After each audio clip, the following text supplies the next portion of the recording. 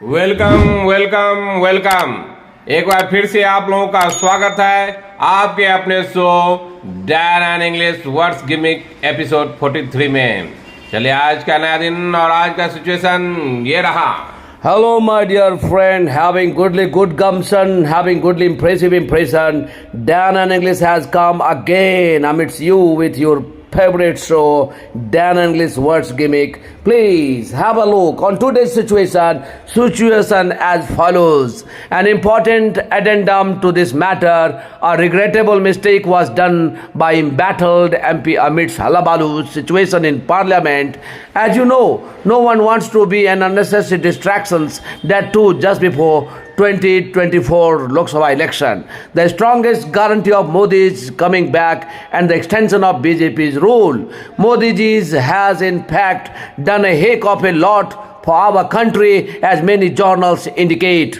चलिए आज का ये सिचुएशन इंटायरली डिफरेंट और इसमें जितना भी वर्ड हम लोग यूज किए, चलिए इसका शुरुआत करते हैं explanation with example without any further delay. और आज का पहला वर्ड ये रहा।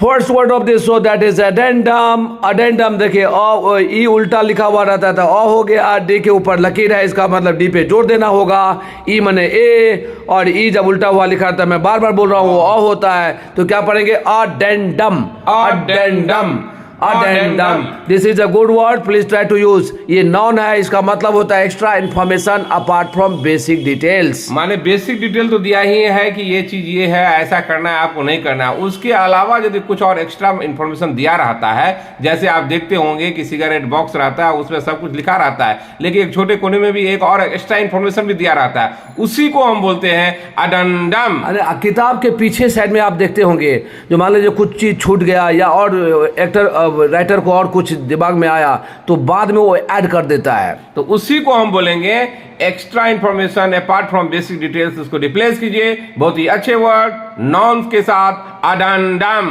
पहला एग्जांपल देखिए, an addendum it is written at cigarette box that smoke is detrimental to health. जैसे आप भी जानते हैं कि सिगरेट पीना, जो सिगरेट पीना स्वास्थ्य के लिए हानिकारक होता है, ये जानते हुए भी आदमी फिर भी पीता है, लेकिन ये बॉक्स पे भी लिखा रहता है एक्स्ट्रा इन्फॉर्मेशन के तौर पे। उसको भी जब बोलेंगे अच्छे वर्ड से रिप्लेस कीजिए अडेंडम।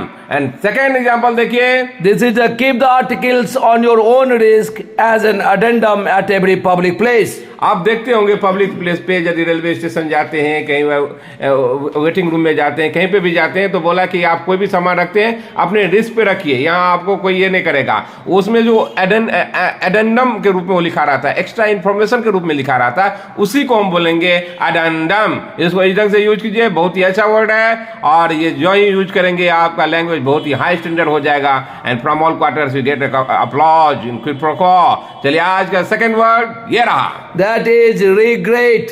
रिग्रेट देखिए जी के ऊपर लकीर है, इसका मतलब जी पे जोर देना होगा। और ये आई जो है सिंपल आई कोई कुछ भी वो सिंपल हर्षी बोलेंगे, मतलब छोटा करके बोलेंगे।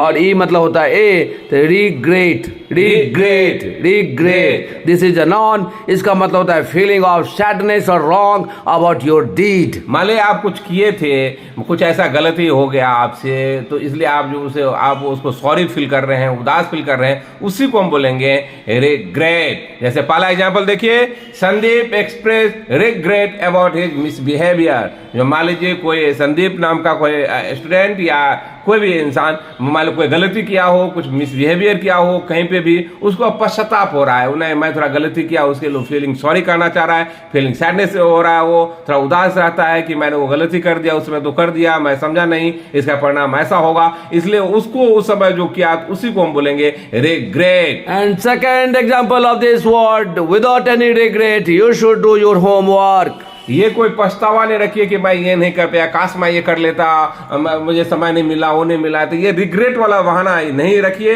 आप सॉरी फील मत कीजिए, जो करना है वो करना ही है। जैसे यहाँ होमवर्क से रिलेटेड है तो काम कीजिए बिना इसके माने फीलिंग सॉरी कहते हुए या आप उससे पछतावा करते हुए। चलिए जब ये वर्ब होता है तो इसका वर्ड अर्थ तो सेम ही हुआ, लेकिन इसका यूजिंग देखिए कैसे अंतर होता है। एग्जाम्पल के तौर पे देखिए, Agriculture Minister regretted and withdrew the law. Agriculture Minister regretted and withdrew the law. जैसे आप जानते हैं कि एग्रीकल्चर मिनिस्टर जी और तोमर जी जो लॉ लाए थे एग्रीकल्चर लॉ, वो बहुत ज़्यादा एजिटेशन हुआ उसके विरुद्ध में, तो बोले ठीक है मैं रिग्रेट करता हूँ, मैं सॉरी कहता हूँ और ये जो लॉ को फिर मैं वापस लेता हूँ। उसको जब हम बोलेंगे उस समय हम यूज करेंगे रिग्रेट। जो कोई मान लीजिए आप गलत काम किए या कुछ मिसबिहेव किए, कुछ आपसे गलती हो गया, उसके बाद जो पछताते हैं उसी को बोले हम regret. Next word of this show, that is embattled. Embattled. Embattled. देखिए बी के ऊपर लकीर है, इसका मतलब बी पे जोर देना होगा, और ए ई जब साथ में आता है तो ए होता है, और ई जब उल्टा लिखा हुआ रहता है तो अ होता है। तो क्या पढ़ेंगे? embattled. embattled ये हैविंग लॉट ऑफ प्रॉब्लम्स और डिफिकल्टीज, ये एडजेक्टिव है। मान लीजिए बहुत ज्यादा दिक्कत जहाँ पे हो, बहुत ज्यादा समस्या हो, इससे पहले आप इसको बोलेंगे having lot of problems, I am facing lot of difficulties. लेकिन मेरे दोस्त उसको रिप्लेस कीजिए बहुत ही अच्छे वर्ड एडजेक्टिव के साथ, embattled। जैसे एग्जांपल के साथ क्लियर कीजिए। पहला example, Sri Lanka was ruled by embattled leaders. जैसे आप जानते हैं कि श्रीलंका जो है ज्यादातर समय वहाँ कुछ घराना ही वहाँ पे रूल किया है, और जो काफी ज्यादा दिक्कत जो लीडर ही प्रॉब्लमेटिक था, इसलिए श्रीलंका में प्रॉब्लम आया। इसलिए मैं बोला कि Sri Lanka was ruled by embattled leaders. And second example of this adjective, and embattled leaders are plenty in regional party. And embattled leaders are plenty in regional party. Plenty means होता है बहुत। आप खास करके देखेंगे जो छोटे छोटे पार्टी होता है, रीजनल पार्टी, जो कुछ प्रांत में जो क्षेत्रीय पार्टी जिसको बोलते हैं, कुछ प्रांत में होता है स्पेसिफिक, प्रांत बदल गया तो वो पार्टी भी खत्म हो जाता है। उसमें ज्यादातर आप देखेंगे जो लीडर होता है, छोटे लीडर जो रहता है, उसमें ज्यादा प्रॉब्लम होता है, अब मैंने बहुत ज्यादा दिक्कतें रहता है, वो आदमी उसको लीड करता है। इसलिए मैं बोला कि embattled leaders are plenty in regional party, क्योंकि उन लोगों का ज्यादा रूल एंड रेगुलेशन उतना कड़ा नहीं होता, जो नेशनल पार्टी रहता है बहुत ज्यादा रूल कड़ा होता है। और थर्ड एग्जाम्पल देखिए, if you are embattled in English, then please make a beeline to Dan and English। ये हम लोग बार बार कहते हैं, I'm times said, still I'm saying, यदि फेस करते हैं, यदि आपको लॉट ऑफ प्रॉब्लम्स है, बहुत ज्यादा दिक्कतें हैं खास करके इंग्लिश में, तो डायरेक्ट आप डैन इंग्लिश के पास आइए। No problem will remain with you for a longer time. No should read you the part of the then English with 100% guarantee, I am telling this thing to you. तो इस पे आप ध्यान दीजिए। English से रिलेटेड कोई भी यदि आपको प्रॉब्लम हो, लिखने का, बोलने का, ग्रामर का, या इवन कंपटीशन के लिए भी, तो प्लीज डायरेक्ट आइए। मेक ए बिलियन में डायरेक्ट आइए डैन इंग्लिश के पास। डैन इंग्लिश के पास पूरा सॉल्यूशन है, और within 10 days we start speaking flawlessly, fluently before anyone, और from all quarters you get applause. ये हम लोग इस पे काम करते हैं, इसलिए मैं एग्जांपल भी इस तरह का दिया। If you are embattled in English, then please make a beeline to Dan and English। And next word of this show, that is हल्लाबालू। हल्लाबालू देखिए, ए पेट कटा हुआ ए जैसा है वो अ होता है, और ई का उल्टा हुआ लिखा हुआ था वो भी अ होता है, और यू के आगे दो बिंदी है, इसका मतलब ऊ, मतलब बड़ा करके पढ़ना पड़ेगा, दुर्गु है, और एल के ऊपर लकीर है, इसका मतलब एल पे जोर देना पड़ेगा। इसको पढ़ेंगे हल्लाबालू। हल्लाबालू, हल्लाबालू, दिस इज अ नॉन। इसका मतलब होता है शोरगुल, नॉइजी। जहां पे आप देखते हैं बहुत हल्ला होते रहता है, उसको इससे पहले अपने लोग बोलते हैं वहां बहुत ज्यादा हल्ला आता है, नॉइजी सिचुएशन आता है, उसी को जब हम रिप्लेस कीजिए बहुत ही अच्छे वर्ड के साथ, उसको बोलेंगे हल्ला बालू। जैसे पहला एग्जांपल देखिए, can I know the causes of such हल्ला बालू।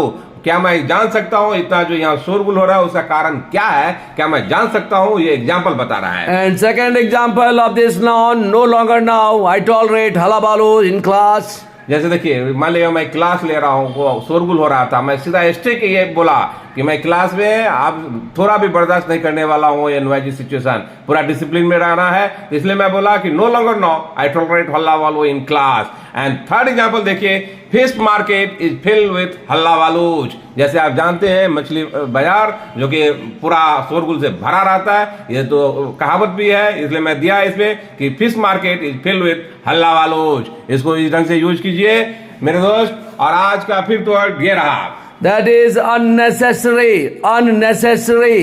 देखिए unnecessary पेट कटा हुआ अ, that is अ, उसको अ पढ़ते हैं और एन के ऊपर लकीर है, इसका मतलब एन पे जोर देना होगा। ई मने ए होता है, तो क्या पढ़ेंगे?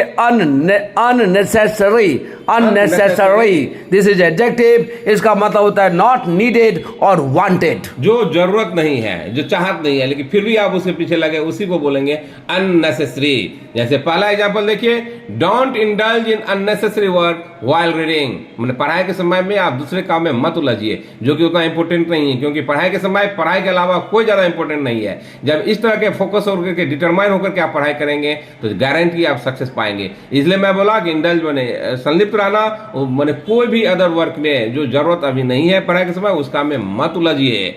And second example, Lot of actions in that movie was unnecessary. मान लीजिए कोई आप मूवी देखे, फिल्म देखी, उसमें देखेंगे बहुत ज्यादा उसमें एक्शन था या व्हाटएवर कुछ अलग चीज था जो कि उसका जरूरत नहीं था, लेकिन वो जरूरत से ज्यादा जब वो चीज कोई चीज दिखाया, उसी को हम बोलेंगे lot of actions in that movie was unnecessary. And third example देखिए, controlling unnecessary expenses are paramount. जैसे आप भी जानते हैं कि मान लीजिए जो खर्चा जरूरत नहीं है, तो भी अनाप शनाप यदि आप खर्च कर रहे हैं, उस पे उसको रोक लगाना बहुत ही जरूरी है, तभी जाकर के आप वेल्थ क्रिएट कर सकते हैं। ये first rule of the finance होता है। Hello, my dear friend, those who came into Danan English with the intention of scratching the surface, even today, even they go back by taking a fellow feeling and English type grades. It is keen interest which compels you to be the part of Danan English. It is Danan English which saves you from becoming dregs of society and rubbish. My dear friend, no sooner did you be the part of Danan English, 100% you can learn, you can speak, you can write, grammar, everything, सब कुछ अच्छा हो जाएगा। चलिए आज का 6th word ये रहा, दैट इज डिस्ट्रैक्शन। डिस्ट्रैक्शन, देखिए DID होता है, एस के ऊपर लकीर है, इसका मतलब एस पे जोर देना होगा, और AE जब साथ में आता है तो वो ए करके पढ़ते हैं, और ये सिग्मा जो है वो तालव श कहलाता है, और ई जब उल्टा लिखा हुआ रहता है तो इसका मतलब अ होता है, तो क्या पढ़ेंगे? डिस्ट्रैक्शन। डिस्ट्रैक्शन ये नाउन है, इसका मतलब होता है not concentrate on particular things, मतलब दिमाग इधर उधर भटकता है, उसको बोलते हैं डिस्ट्रैक्शन। जब आप किसी चीज पे कंसंट्रेट नहीं कर पा रहे हैं, मान लिया पढ़ रहे हैं तो पढ़ाई पे ध्यान नहीं दे रहे हैं, आप इधर उधर सोच रहे हैं, उसी को हम बोलेंगे डिस्ट्रैक्शन। जैसे पहला एग्जांपल देखिए, without any distraction you should do perusal. मैंने कोई भी भटकाव किए बिना ही, इधर उधर सोचे बिना आप केवल पढ़ाई कीजिए। डू पेरुजाल मैंने पढ़ाई करना, आप पढ़ाई कीजिए, ये बहुत ही ज्यादा जरूरी है। एंड सेकेंड एग्जाम्पल देखिए, lot of distractions are found in big city. जैसे आप जानते हैं कि महानगर में, बड़े बड़े शहर में आपको भ्रमित करने वाला भी चीज बहुत ज्यादा मिलता है। आदमी उद्देश्य कुछ था लेकिन किसी दूसरे काम में संलिप्त हो जाता है, तो उसका जो लक्ष्य है उसे भटकाव हो जाता है, उसे डिस्ट्रैक्शन हो जाता है। यही मैं बोला कि lot of distractions are found in big city. And third example of this noun, this is a mobile create distraction. ये सच्चाई है, मोबाइल क्रिएट्स अ डिस्ट्रैक्शन। आप जैसे जानते हैं आजकल मोबाइल सबका मजबूरी भी हो गया है, थोड़ा